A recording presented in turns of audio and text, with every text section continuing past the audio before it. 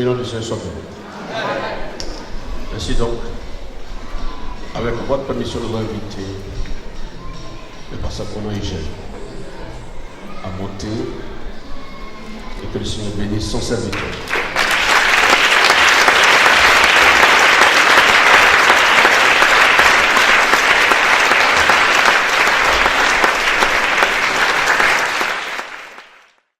On va lire un seul verset, Actes chapitre 10. Le combat spirituel. Je voudrais vous dire d'abord qu'il y a deux sortes de combats. Il y a un faux combat et il y a un bon combat. Vous avez compris? Il y a deux combats. Aujourd'hui, on a fait un peu d'études et puis prédication, les deux à la fois. Un bon combat et un faux combat. Le faux combat, c'est contre la chair et le sang. Quand tu combats ton frère, quand tu combats ta soeur, quand tu combats un être humain, quand tu t'opposes à quelqu'un, quand tu penses que c'est la personne qui t'a offensé, qui t'a blessé, et tu te dresses contre la personne, tu t'opposes à la personne, tu gardes les rancunes, la colère, la haine, tu es prêt même à attaquer la personne, à en découdre avec la personne, à te battre avec la personne, ou à lui lancer des paroles méchantes. Ça, tu es en train de mener un mauvais combat, un faux combat. Tu lances des flèches, pas contre la personne appropriée, mais contre quelqu'un avec qui tu es emmené à serrer les coudes pour aller au combat. Et si vous lancez des flèches entre vous, vous allez vous détruire. Une armée qui se détruit est vouée à l'échec. Si vous attaquez, vous mordez entre vous, vous attaquez entre vous. S'il y a des rancunes, la colère, la méchanceté, le refus de pardonner, la haine, toutes ces choses dans l'église, l'église va périr. Parce que ces choses empêchent l'action de Dieu. Et c'est au profit de Satan, notre adversaire. Donc il y a un faux combat. Et les chrétiens doivent délaisser ce faux combat. Ils doivent abandonner ce faux combat. Ce combat-là n'est pas pour nous. La lutte que nous devons mener contre la chair, c'est contre notre propre chair. Paul dit, je traite durement mon corps et je le tiens assujetti de peur d'être rejeté après avoir prêché aux autres. Donc on peut être rejeté si on ne lutte pas contre notre chair. Donc le combat doit se livrer contre notre chair si nous sommes dans le domaine de la chair, mais pas contre la chair et le sang, le frère ou la sœur. Ce n'est pas les hommes que nous devons attaquer. Même si quelqu'un t'a offensé, même si tu as dit quelque chose de méchant ou de mauvais, il faut savoir que derrière, il y a quelqu'un d'autre que nous allons découvrir au fur et à mesure. Donc on n'a pas lutté contre la chair, c'est-à-dire l'homme qui est en face, le frère, la sœur, même les parents ou les amis qui ne connaissent pas Dieu n'ont pas lutté contre ces personnes. Malheureusement, qu'ils font lutte contre ces personnes, on perd du temps. Si tu rencontres un homme qui soit pécheur, qui soit sorcier, mystique, démoniaque, qu'importe, c'est pas contre la personne que tu dois lutter, c'est contre la personne qui est derrière la personne. Alléluia. Donc si tu luttes contre un sorcier, physiquement tu perds le temps. C'est comme si tu attaques à un fou. Tu perds le temps. Les gens vont te traiter aussi de fou. Le combat contre son frère dans l'église est un faux combat. Il y en a qui mènent un très mauvais combat. Ils combattent les hommes de Dieu. Ça c'est l'autre combat, c'est un mauvais combat, mais ça c'est un très mauvais combat. De se lever contre les hommes de Dieu, de les critiquer, de les traîner de la boue, de les juger. Ce que vous avez besoin de faire, c'est de prier pour eux, pas de les juger, de les critiquer. C'est un faux combat. Le général qui est devant, qui reçoit beaucoup de coups, beaucoup d'attaques, Vous le critiquez, vous le traînez. Si vous ne l'aidez pas, si le berger est frappé, qu'est-ce qui va se passer? Les brebis seront dispersées. Donc le combat n'est pas en votre faveur si vous attaquez les hommes de Dieu. Il ne faut pas les juger, les critiquer. Vous ne connaissez pas la vie d'un homme de Dieu. La vie d'un homme de Dieu est complexe, très difficile. Il faut que je vous le dise, très difficile. C'est pourquoi ce n'est pas donné à n'importe qui de servir Dieu. Si tu n'as pas reçu un appel, tu ne peux pas servir Dieu de toi-même. Quelquefois on te réveille 4 heures du matin par un coup de fil. Ta journée, quand on t'annonce la nouvelle, c'est un décès. Toute ta journée est bouleversée et gâtée. Ou bien quelqu'un qui est en train de mourir, quelqu'un qui est dans le combat, un proche, un ami, un frère de l'église que tu connais bien, qui est en train de mourir, on t'appelle à 4h, 2h du matin, la personne est décédée ou est en train de décéder. Quand tu apprends ça, déjà ta journée, vraiment, elle est bouleversée. On apprend des nouvelles, on entend des choses que vous n'entendez pas vous autres. On apprend des choses que vous n'apprenez pas. Vous apprenez des choses sur les frères, hein? Bon, des choses qui vous amènent certainement à vous critiquer, mais sinon nous on apprend des choses qui bouleversent, des choses qui nous amènent à réagir, des choses qui nous amènent à prendre des décisions, quelquefois immédiatement, et c'est difficile. Donc toutes ces choses-là stressent les hommes de Dieu, créent des chagrins, de la souffrance, de la douleur. Donc l'église se doit de prier pour les hommes de Dieu et de non les critiquer, parce que c'est lui qui est en tête. Si l'ennemi l'atteint, l'église est ravagée. Vous avez compris? Vous avez compris? Priez pour les hommes de Dieu. Même si vous ne comprenez pas, il faut prier pour eux. Même si cela vous dépasse, priez pour eux. Priez, intercédez. On va voir au fur et à mesure, comme on est dans le combat spirituel, on va voir quand on va arriver sur l'intercession, l'intercesseur. Qui est l'intercesseur? Qu'est-ce que l'intercesseur doit faire? Et ce que l'intercesseur représente devant Dieu. Oh, je sais qu'il va y avoir une armée d'intercesseurs ici. Une armée d'intercesseuses. Et quand vous êtes intercesseur, vous devenez ami de Dieu. Dieu vous donne des choses que les autres n'ont pas l'habitude d'avoir et de voir. Vous allez voir. Il y a une onction qui va descendre sur certaines personnes. Il y a une telle force qui va descendre sur certaines personnes. Vous allez recevoir une telle onction dans la prière que vous n'aurez même plus envie d'arrêter de prier. Alléluia. Donc il y a un faux combat. Il ne faut pas rentrer dans ce faux combat. L'apôtre Paul dit à Timothée dans 1 Timothée 1,18, il dit à Timothée, combat le bon combat de la foi. Combat le bon combat de la foi. Le combat qui mérite d'être combattu, c'est le combat qui rime avec la foi. Alléluia. C'est le combat qui rime avec la foi. En dehors de la foi, les autres combats, c'est des combats inutiles. Le combat qui a trait avec la foi, avec le royaume de Dieu, avec les intérêts de Dieu, avec ce qui concerne Dieu. Pas des combats de politique. Un combat qui rime avec la politique n'est pas un combat de Dieu. Un combat social n'est pas un combat de Dieu.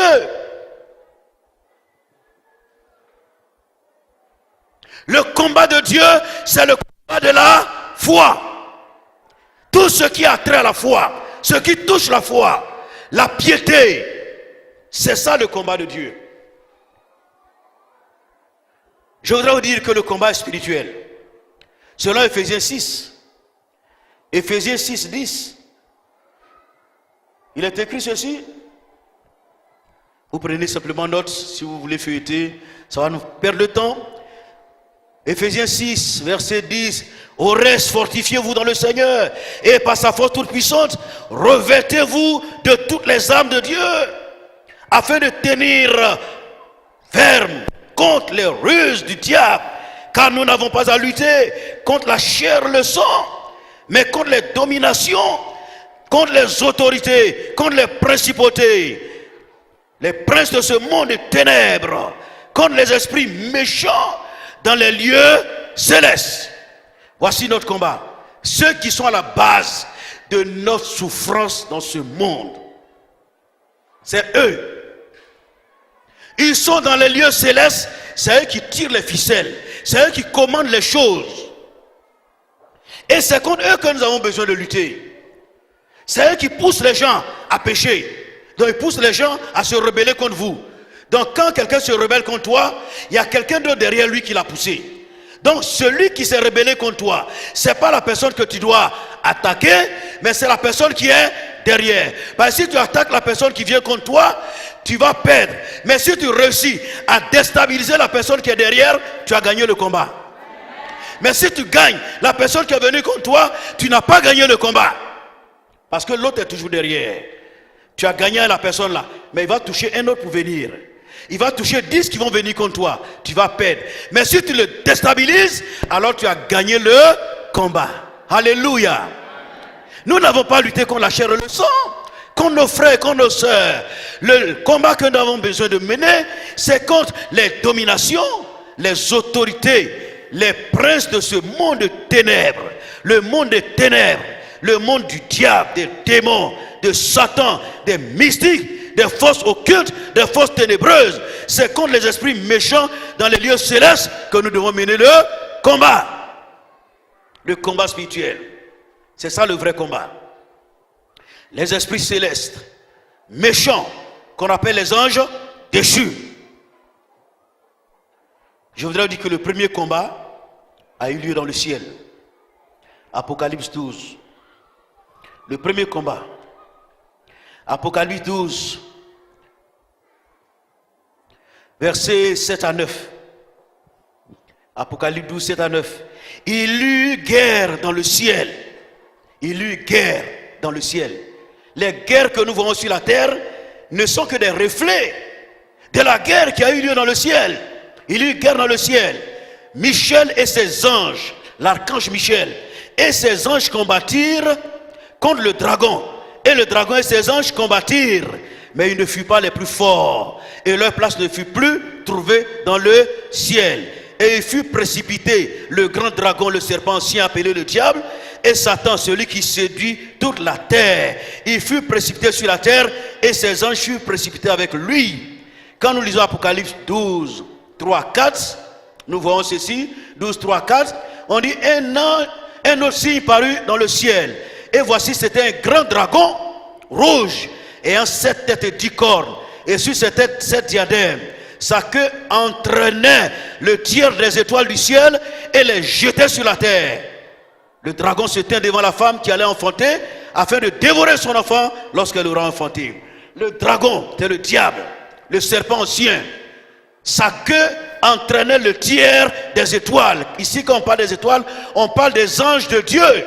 Les anges que Dieu a créés pour sa gloire. La queue du dragon, c'est-à-dire du diable, de Satan, sa queue entraînait le tiers des anges vers lui. Il a pris le tiers des anges pour aller combattre Dieu. Mais comme les 2 tiers étaient à Dieu, Dieu n'a pas combattu. Les 2 tiers des anges, avec à leur tête Michel, ont combattu et le dragon a été vaincu. Et il n'y a plus de place pour eux dans le ciel. Alléluia. La première guerre, c'était dans le ciel. Il y a eu un combat acharné. Le diable qui voulait être Dieu, s'asseoir sur le trône, a réussi à convaincre le tiers des anges. Ce n'est pas comme les anges, la Bible ne nous dit pas le nombre des anges. Mais s'il y avait 3 milliards d'anges, le diable a réussi à persuader 1 milliard d'anges. Les anges que Dieu a créés pour sa gloire. Vous voyez la force et la puissance de cet être qui a réussi à persuader les anges qui ont vu Dieu dans sa grandeur, dans sa puissance, dans son règne, et qui savent qui est Dieu, le Créateur, et qui se sont rebellés contre Dieu sur la parole d'un archange déchu. Et qui se sont rebellés contre Dieu. Mais je suis heureux de vous dire que c'est le tiers qui s'est rebellé. Les 2 tiers sont restés fidèles. Ça veut dire quoi? Ça veut dire que quand un ange déchu vient contre vous, il y a 2 anges élus qui sont avec vous. Est-ce que vous avez compris? Quand un ange déchu vient vous attaquer, il y a 2 anges qui sont avec vous. Alléluia. Nous avons plus de puissance que vous le voyez dans le combat. Quand les Syriens sont venus attaquer Israël, Ils sont venus, ils ont entouré la ville d'Israël, la ville de Jérusalem. Il y avait le prophète qui était là. Et puis son serviteur qui était tout tremblant. Il se lève, il sort, il dit à son maître, il dit, mais on est foutu aujourd'hui, on est mort. Il dit, mais qu'est-ce qu'il y a? Il dit, je vois les ennemis, les Syriens, ils ont attaqué, ils ont entouré la ville, ils sont prêts à attaquer. Il a dit, mais pourquoi tu as peur? Qui t'a dit que nous sommes morts? Il dit, mais on est morts, mais ils vont nous détruire. Il dit, reste tranquille. Ceux qui sont avec nous sont en plus grand nombre que ceux qui sont contre nous. Ceux qui nous entourent là, leur nombre est inférieur au nombre qui est avec nous. Et il dit, Seigneur, ouvre ses yeux. Quand Dieu a ouvert ses yeux, il a vu que la ville était entourée d'une multitude d'anges. Qu'est-ce qu'un soldat syrien devant un ange de Dieu? Qu'est-ce qu'un soldat syrien devant un ange de Dieu? Il y a un documentaire sur Israël, un documentaire très important. Si vous avez l'opportunité de voir ça, les merveilles de Dieu, ça est dedans. Il y avait des Syriens, l'armée, la Syrie, l'Égypte, je crois que c'est les deux nations qui voulaient détruire Israël.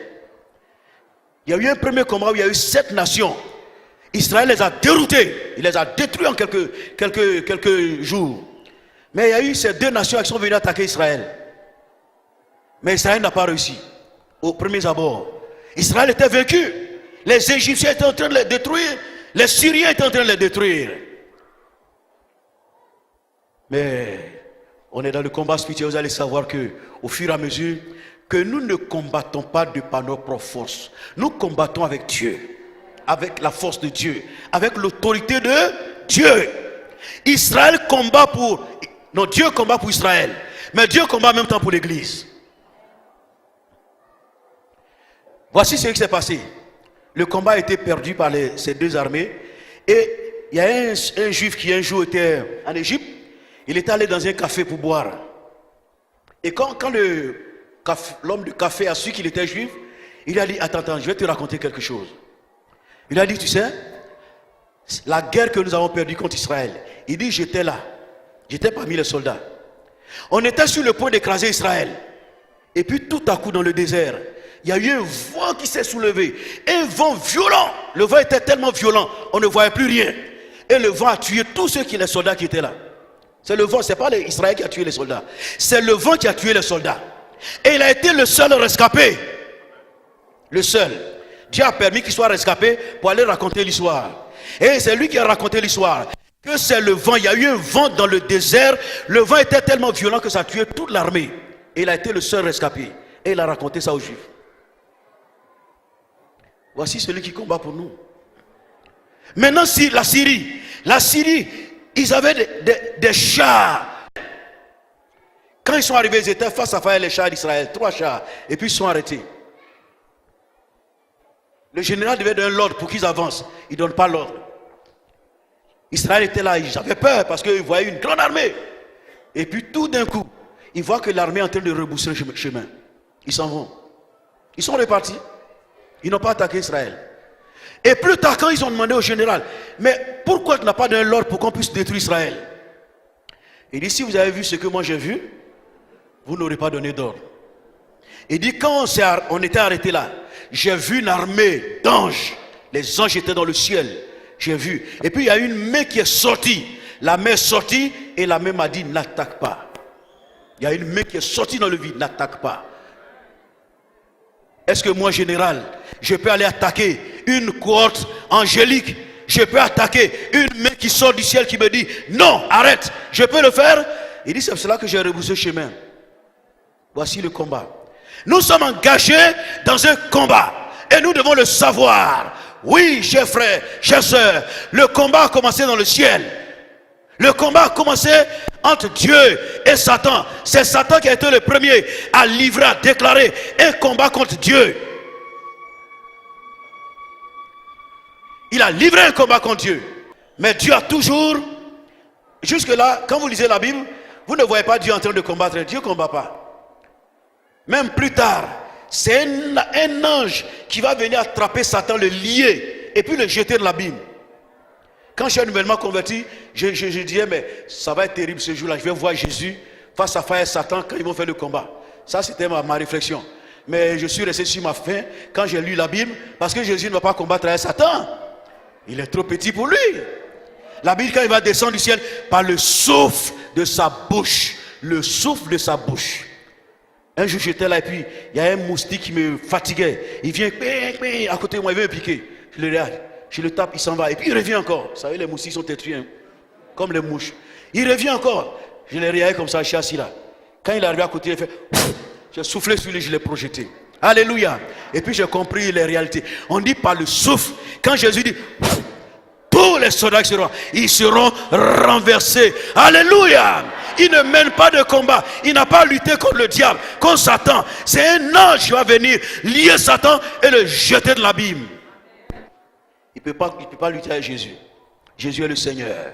Alléluia. Donc le diable a le tiers des anges. Dieu a les 2 tiers. Et Dieu avec nous. Nous sommes avec Dieu. Nous avons les 2 tiers des anges avec nous. Amen. Nous sommes plus que vainqueurs. Je vais vous dire que le combat sur la terre contre les puissants des ténèbres, c'est Dieu qui a déclenché ce combat. C'est Dieu, disait dans Ésaïe. Ésaïe, chapitre 8, verset 23. Ésaïe 8, verset 23. Dieu dit ceci par la bouche du prophète Ésaïe. Mais les ténèbres ne régneront pas toujours sur la terre, où il y a maintenant des angoisses. Si les temps passés ont couvert d'opprobre, excusez-moi, le pays de Zabulon et le pays de Nephtali, les temps à venir couvriront de gloire la contrée voisine, la mer, au-delà du Jourdain. Le peuple qui marchait dans les ténèbres voit une grande lumière. Si ceux qui habitaient le pays de l'homme de la mort, une lumière resplendit. Dieu dit, parce qu'il fut un temps où le diable était en train de faire son show sur la terre. Le diable malmenait les hommes, il perturbait les hommes, il troublait les hommes, il hantait les hommes. Les hommes étaient troublés, tourmentés.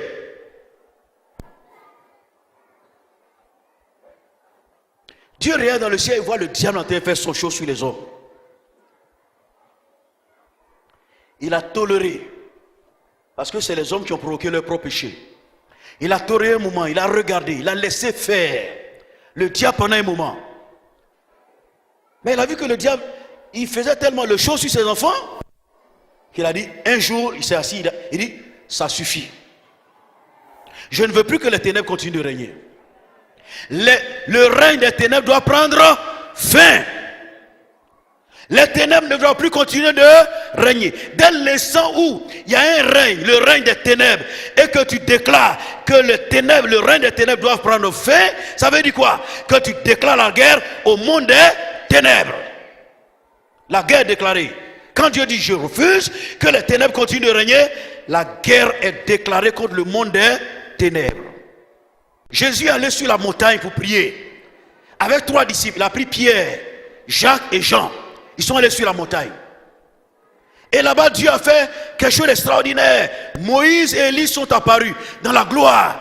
Et Jésus a été environné de lumière. Lui-même, il a été phosphorescent. C'est-à-dire, il est devenu lumière.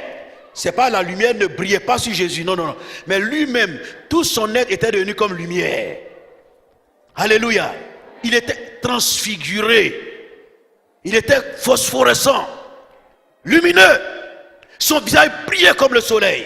Les disciples ont vu ça. Jésus dans sa gloire. Pendant ce temps, en bas, il y a un monsieur qui était alarmé. Les ténèbres ont pris possession de son fils. Les ténèbres. Jésus descend. Et puis, il y a un monsieur, il vient vers les disciples. Il a pris 3 parties, il y a 9 qui sont restés. Il dit, j'ai mon fils qui est malade. Il est tourmenté par les démons. Si vous pouvez faire quelque chose, comme Jésus les avait envoyés déjà pour des missions, ils viennent. Ils essaient de chasser le démon. Le démon résiste. Chasse le démon résiste. Mais c'était un démon canaille. Têtu. Ce démon, on dit, viens sur l'enfant. Le père dit, quand il saisit l'enfant, devant la foule, il le jette dans le feu, il le jette dans l'eau.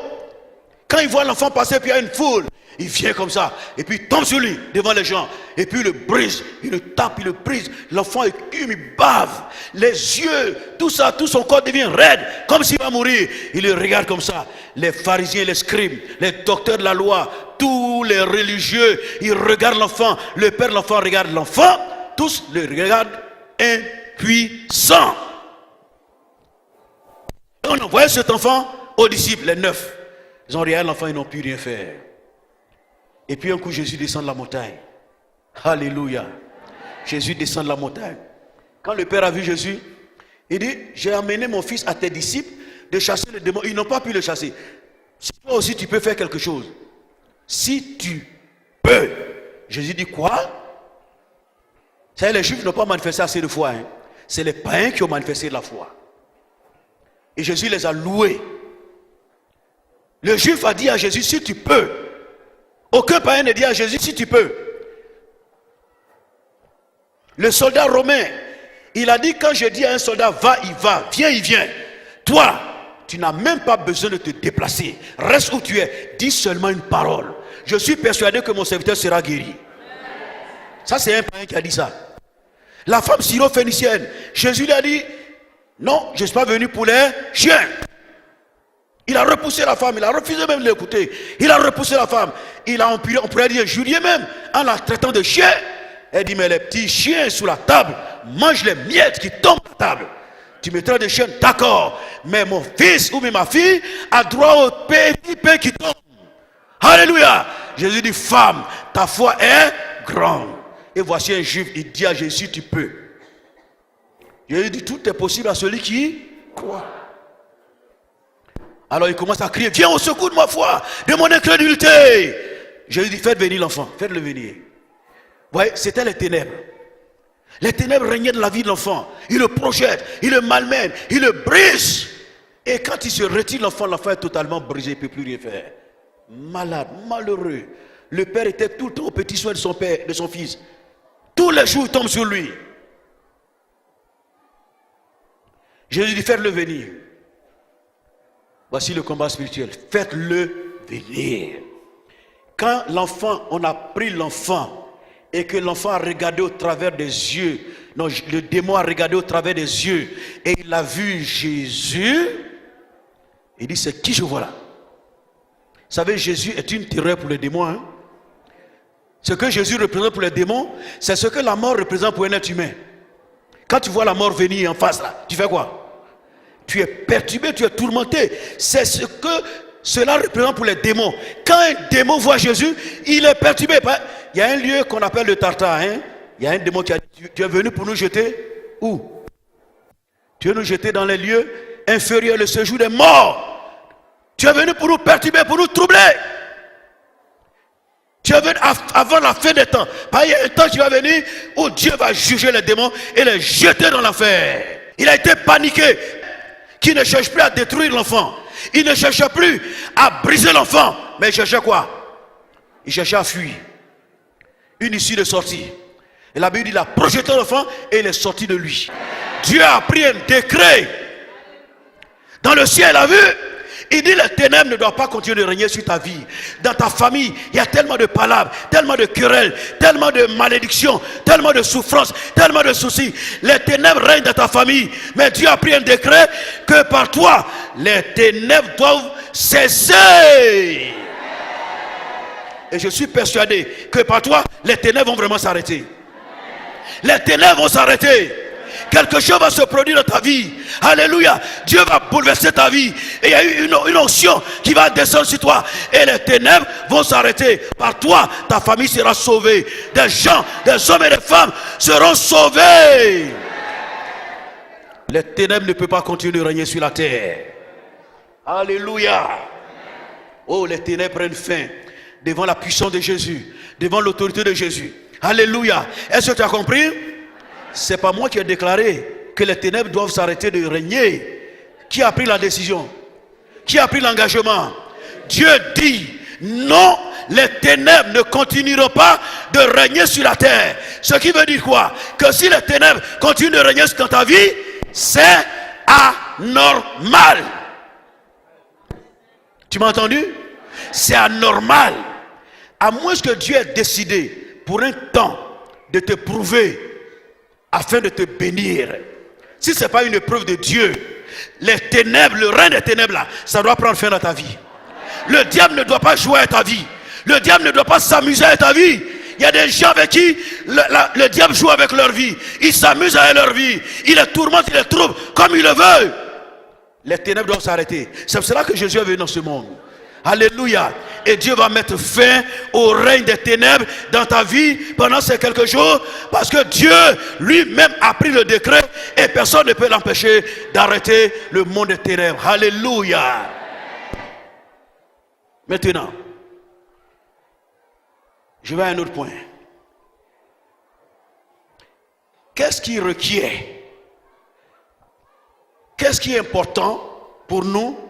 De quoi avons-nous besoin pour mener le combat et pour être vainqueur? De quoi avons-nous besoin? C'est là que je retourne à notre texte de base, Acte 10.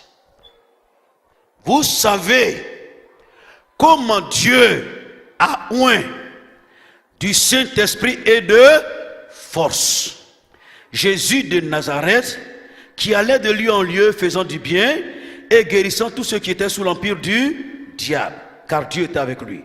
Il faut noter ceci, l'empire du diable. L'empire du diable. Le diable a un empire. Ça veut dire que le diable est un empereur. Attention, il ne faut pas jouer avec le diable, il ne faut pas s'amuser avec lui, il ne faut pas le sous-estimer. Lui, il ne s'amuse pas, il ne connaît pas musulman. C'est un empereur. Un empereur, c'est un empereur. C'est quelqu'un qui règne sur un empire. Un ensemble de royaumes. Jésus l'appelle le prince de ce monde. Le Dieu de ce monde. C'est lui qui règne sur ce monde. C'est lui qui déstabilise le monde. Parce qu'il est condamné pour l'enfer. Et ils vont mener avec lui des gens en enfer. C'est son esprit qui agit dans les fils de la rébellion. C'est pour cela qu'on n'a pas à s'attaquer contre un fils de la rébellion, mais on doit s'attaquer contre celui qui est derrière les fils de la rébellion. Devons nous attaquer à l'esprit qui est derrière. C'est un empereur, mais un mauvais empereur. Dans Jean 10, Jésus dit, le diable quand il vient, c'est pour égorger, c'est pour détruire, c'est pour voler. Le diable vient pour piller. C'est un pilleur. Il vient pour détruire, pour faire du mal.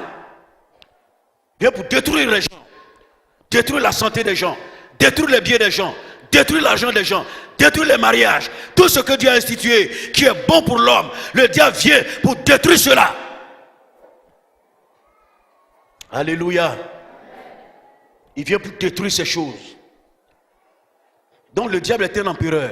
S'il y a quelqu'un ici qui ne connaît pas Jésus, tu n'es pas avec Jésus. Jésus dit, si tu n'es pas avec lui, tu es contre lui. Il n'y a pas d'alternative. Ou tu es avec Jésus, ou tu es contre lui. Si tu n'es pas avec Jésus, tu es de l'empire du diable. Ça veut dire que tu es sous l'autorité du diable. C'est le diable qui te conduit, qui te dirige. C'est le diable qui règne sur toi. Vous savez, les empereurs, maintenant il n'y a plus cette rigueur-là, mais dans l'ancien temps, un empereur, un roi,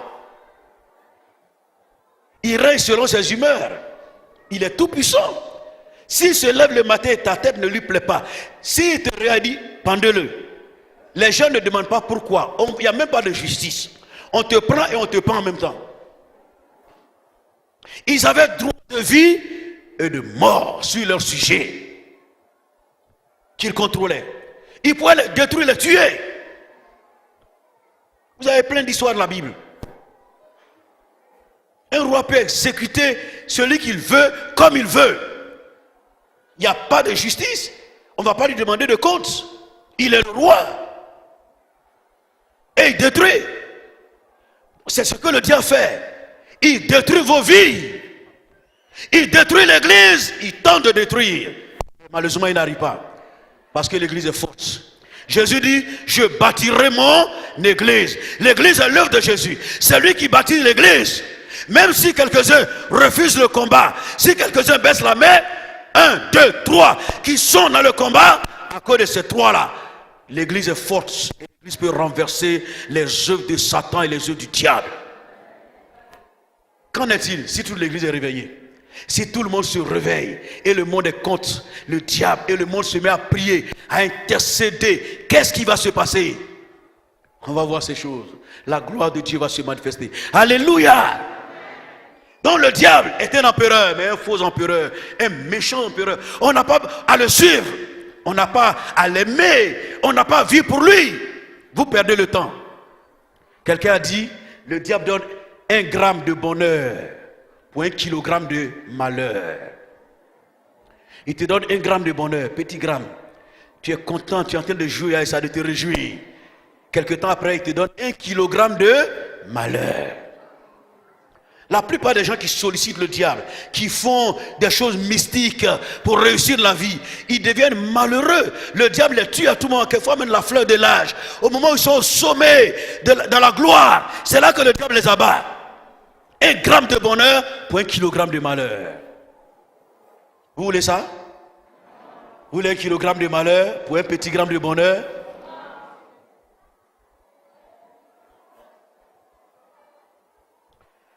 Alléluia. Bon, le diable est un empereur. Maintenant, qu'est-ce qu'il faut faire? La Bible dit, souvenez-vous de ce que Dieu a déclaré. Les ténèbres ne régneront pas pour toujours sur la terre. Donc Dieu va apporter la solution. La solution, c'est une personne divine. La solution, c'est Jésus. Dieu va introduire dans le monde Jésus, son fils premier-né. Il va l'introduire dans le monde pour apporter la solution aux maux, aux malheurs, aux douleurs et aux souffrances de ce monde. Jésus va venir avec une onction particulière. La Bible dit, Pierre dit, vous savez, il ne tente même pas d'expliquer. Parce que Jésus venait de mourir fraîchement, il y avait seulement quelques années. En Israël, tout le monde savait qu'il y avait un homme qui avait vécu. Aujourd'hui, ça fait 2000 ans. C'est pour ça que les gens ne se souviennent plus. Les gens doutent. Hormis la Bible, on n'a que quelques preuves historiques. Mais sinon, au temps de Pierre, les gens savaient qu'il y avait un homme qui avait vécu, qui s'appelait Jésus, qui avait été injustement crucifié. Pierre dit, vous savez comment Dieu a oint du Saint-Esprit et de force pour mener le combat et réussir le combat. L'enfant de Dieu, le chrétien, celui qui accepte Jésus, doit être oint d'esprit et de force, doit être rempli du Saint-Esprit, doit être rempli de l'autorité de Dieu, doit recevoir la puissance de Dieu. Jésus était oint d'esprit et de force.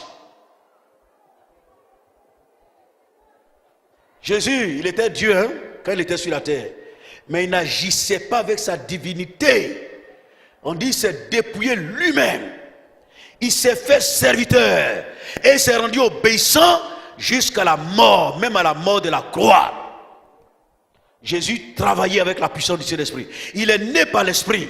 Il a été rempli de l'Esprit. Il allait pousser par le Saint-Esprit dans le désert. Il a jeûné dans le désert. Quand il revenait, il était revêtu du Saint-Esprit. C'est alors qu'il a commencé son ministère.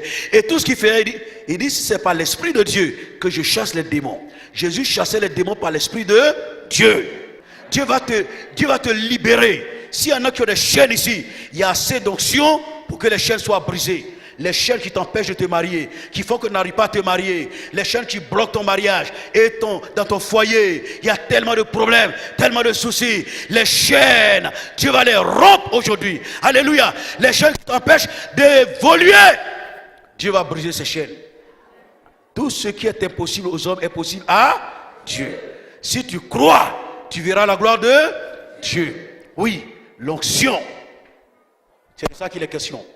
L'huile versée sur la tête de David l'a transformé en héros.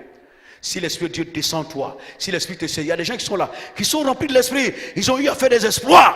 Mais aujourd'hui, tu en es où? Tu es refroidi, tu es éteint. Avant, tu prophétisais, tu édifiais l'église. Aujourd'hui, il n'y a plus de prophétie.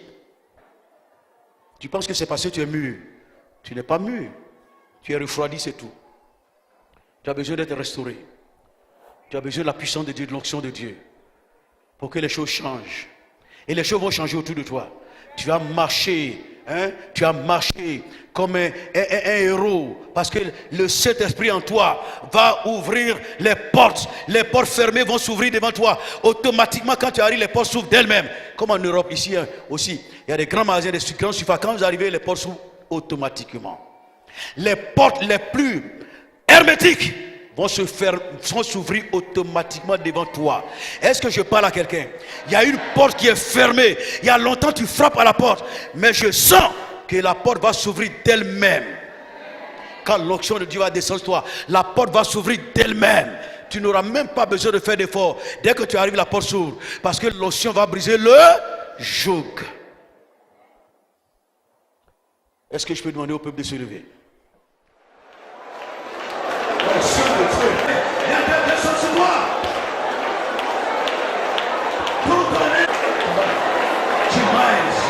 Praise the way.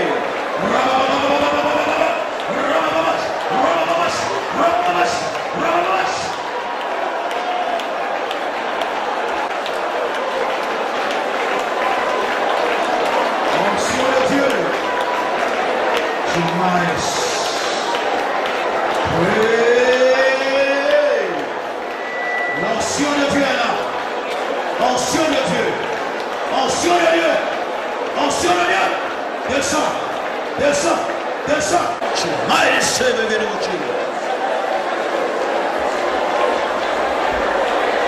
Onction de Dieu.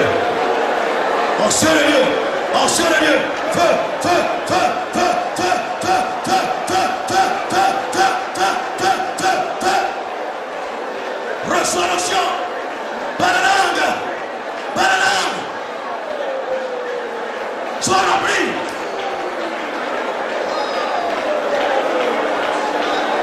Tu m'aides. L'onction c'est toi. Ouvre la bouche. Pas la langue. Pas la langue.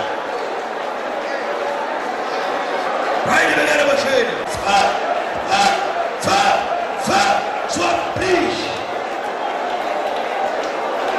Sois rempli.